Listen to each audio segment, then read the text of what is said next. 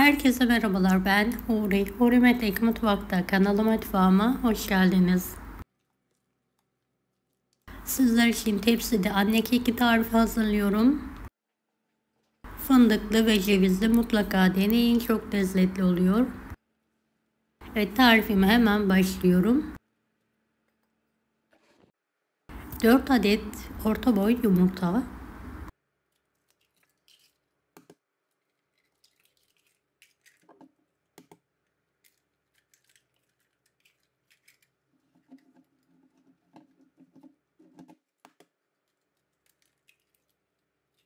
1 fiske tuz, karıştırmaya başlayalım.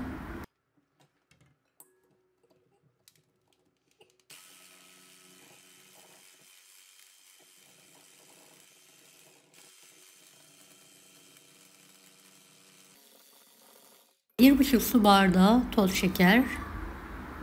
Köpük köpük olana kadar karıştıralım. Bir pakette vanilya ekledim.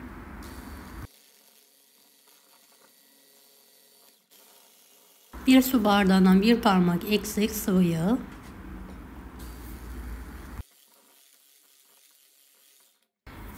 Bir su bardağı ılık su. Bir su bardağı yoğurt.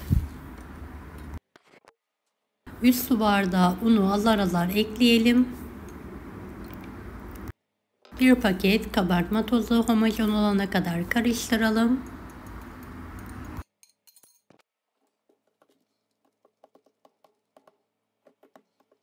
Beni hangi ülkeden veya şehirden izliyorsunuz merak ediyorum. Yoruma yazarsanız sevinirim.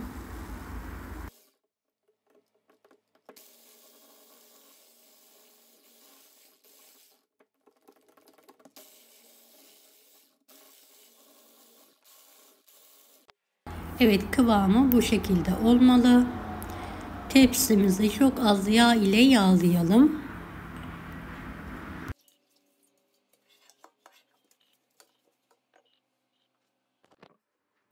Ve tepsimize dökelim. Dilerseniz kalıpta da hazırlayabilirsiniz.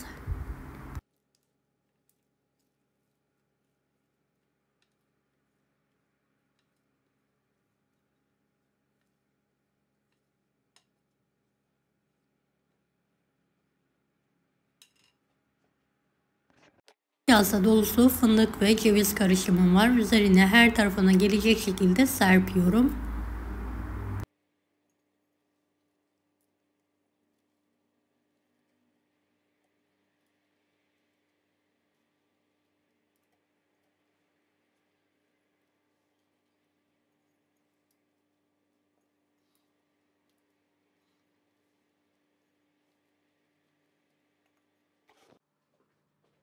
Evet, kekim fırına girmeye hazır. 165 dereceli fanlı fırında üzeri nar gibi kızarana kadar pişirmeye bırakalım.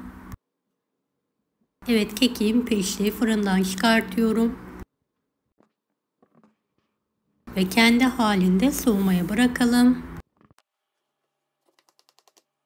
Benim vaktim olmadığı için sıcak şekilde dilimledim. Sizler ılık veya soğuk olarak dilimleyin.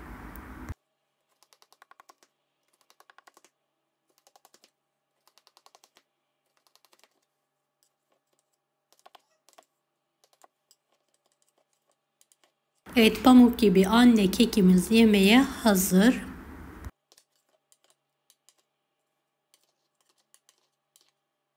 Deneyecek olan herkese şimdiden kolaylıklar dilerim. Allah'a emanet olun. Hoşça kalın.